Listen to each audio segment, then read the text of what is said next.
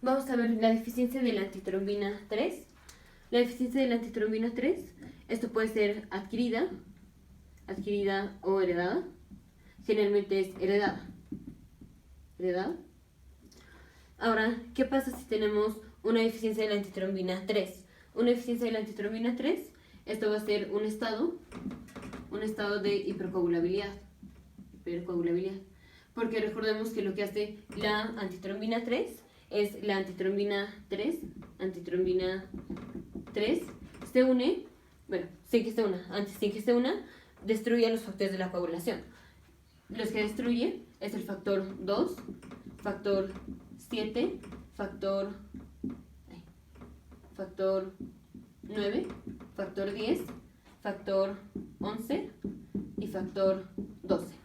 Esto lo hace la antitrombina 3, agarra el factor 2, 7, 9, 10, 11 y 12 y los destruye. Ahora, tiene mucho más actividad por el factor 2 y por el factor 10.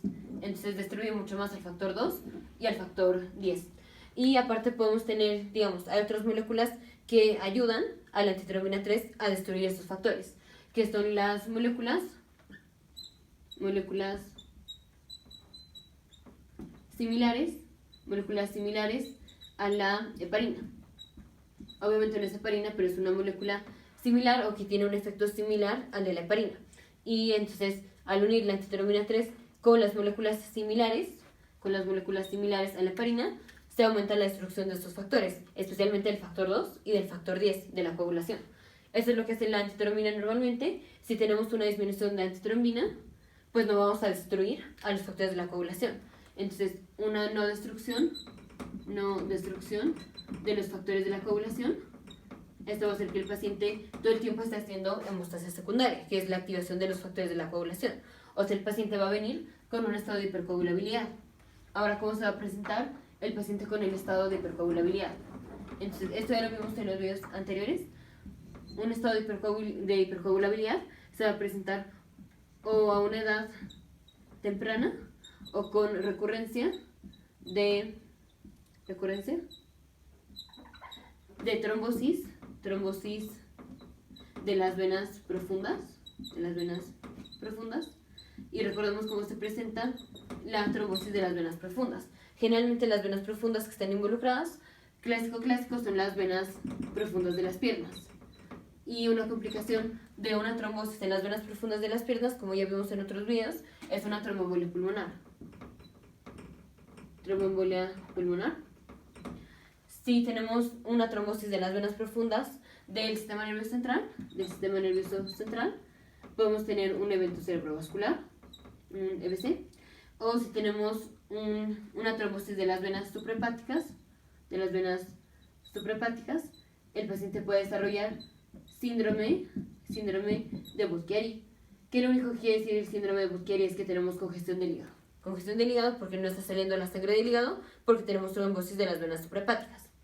Entonces, clásicamente así se va a presentar un paciente con un estado de hipercoagulabilidad. Ahora, ¿qué pasa con los tiempos de coagulación cuando le ponemos heparina a este paciente? Entonces, recordemos que el modo de acción de la heparina, como ya lo vimos en otros videos, el modo de acción de la heparina depende de si tiene una cola suficientemente larga o no. Recordamos que tenemos heparina de bajo peso molecular, o heparina no fraccionada. Y esto lo único que dice es si tenemos una cola muy larga de la heparina o una cola corta de la heparina. Por eso bajo peso molecular, porque se le corta, una cola a la heparina. Una parte de la heparina está cortada y esta parte se le llama la cola de la heparina. Entonces, toda esta es la molécula de la heparina. Esta es la molécula de la heparina no fraccionada. ¿Y qué es lo que pasa? Cuando a un paciente le damos heparina porque queremos anticoagularlo. ¿Y cómo es que funciona la heparina? Porque la heparina es un anticoagulante, porque la heparina lo que hace es activa a la antitrombina 3, o se une a la antitrombina 3. Y ya vemos que la antitrombina 3 tiene más efecto en destruir al factor 2 y al factor 10 de la coagulación. Entonces vamos a ver cómo funciona esto. Primero ya vimos que la antitrombina 3 se une a las moléculas similares de la heparina y esto promueve más destrucción de los factores de la coagulación. Aquí va a pasar lo mismo, tenemos la heparina, entonces la heparina al unirse a la antitrombina 3 va a destruir el factor 2 y el factor 10 de la coagulación. Entonces vamos a poner primero la heparina no fraccionada y ahorita vemos la heparina de bajo peso molecular. La heparina no fraccionada tiene una cola muy larga y aquí vamos a tener, aquí se une la heparina no fraccionada con la antitrombina. Entonces esta va a ser la antitrombina 3. Y aparte aquí se va a unir al factor que va a destruir o al factor 2 o al factor 10. Entonces si es el factor 10, digamos, vamos a poner el factor 10 aquí. Entonces este es el factor 10 de la coagulación, factor 10 de la coagulación. Y esto, ya que tenemos que la heparina no fraccionada está unida a la antitrombina y al factor 10, entonces ahora sí podemos destruir al factor 10. Esto termina en destrucción del factor 10. Pero es ya una vez que tenemos la heparina unida con la antitrombina 3 y que también está unido al factor 10.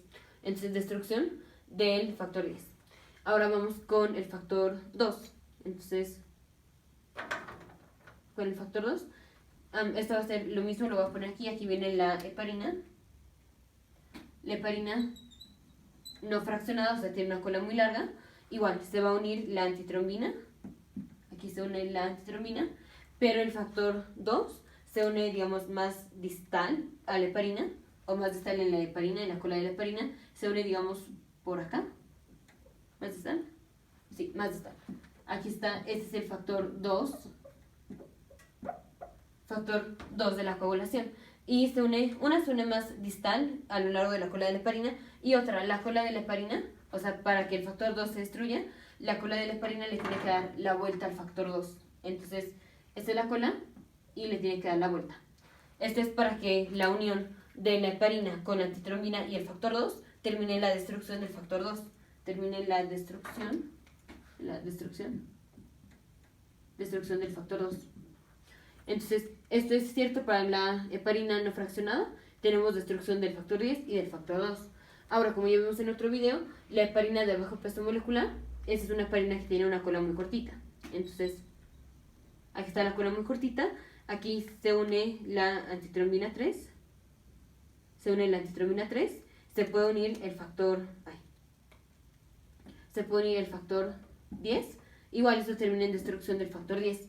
Pero aquí si unimos esta heparina, o si tenemos esta heparina de bajo peso molecular que tiene una cola muy cortita, se une la antitrombina 3, pero una no tiene la cola suficientemente larga para que se alcance a unir el factor 2, y si se alcanza a unir el factor 2, no tiene la cola suficientemente larga para darle la vuelta al factor 2.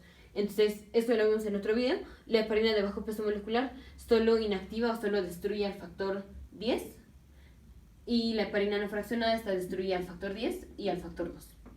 Entonces, ese es el mecanismo de acción de la heparina, y por eso es un anticoagulante, porque al dar heparina, estamos uniendo la heparina con la antitrombina y el factor 2 o el factor 10 o el factor 2, y eso termina en destrucción de los factores de la coagulación, o sea, estamos haciendo una anticoagulación. Por eso damos heparina. Ahora, estos pacientes que vienen con deficiencia de la antitrombina 3, si vienen con deficiencia de antitrombina 3 y les damos heparina, pues lo único que vamos a tener es la heparina por un lado y el factor 10 de la coagulación por un lado o el factor 2, porque no tenemos la antitrombina. Y recordemos, primero tenemos la heparina, luego se une la antitrombina y ya una vez que se une la antitrombina se une el factor 10 o el factor 2.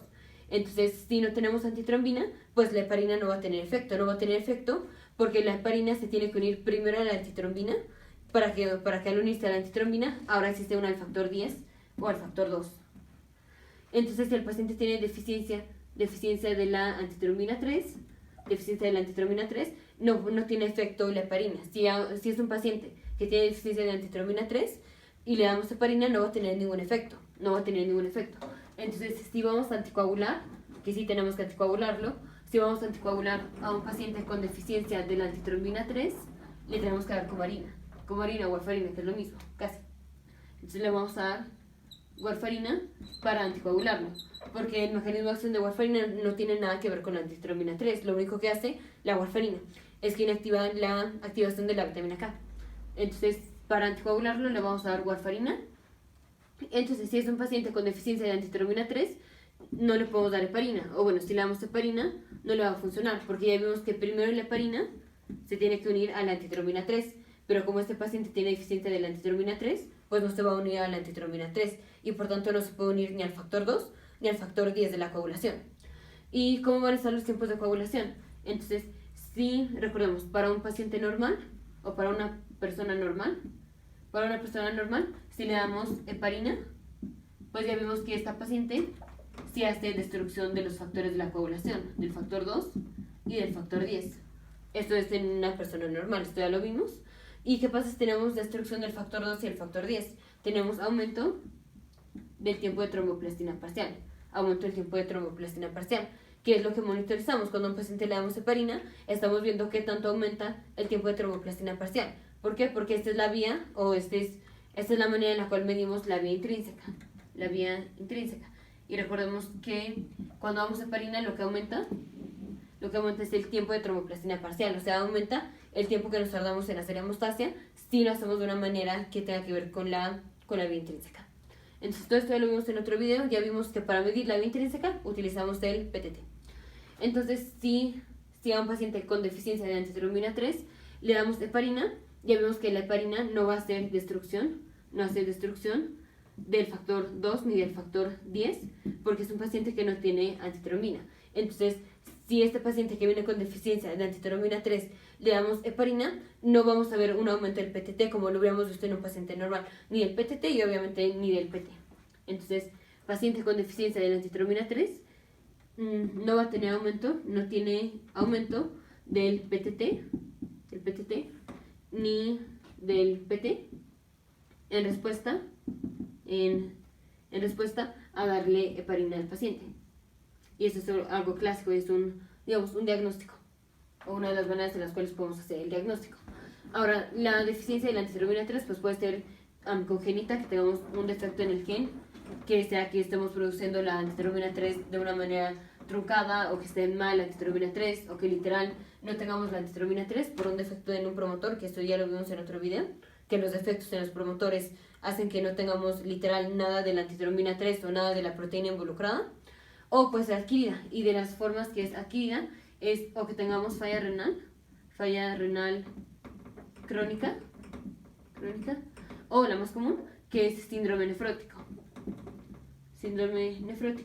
porque recordemos, en el síndrome nefrótico lo que pasa es que la proteína se filtra por la barrera de filtración, porque digamos la criba es más grande, por un montón de razones, ya depende qué específico tipo del síndrome nefrótico tiene, pero pues para todos los tipos la barrera de filtración pues está más grande, y en un paciente normal la barrera de filtración es chiquita y no cabe la proteína, entre otras cosas.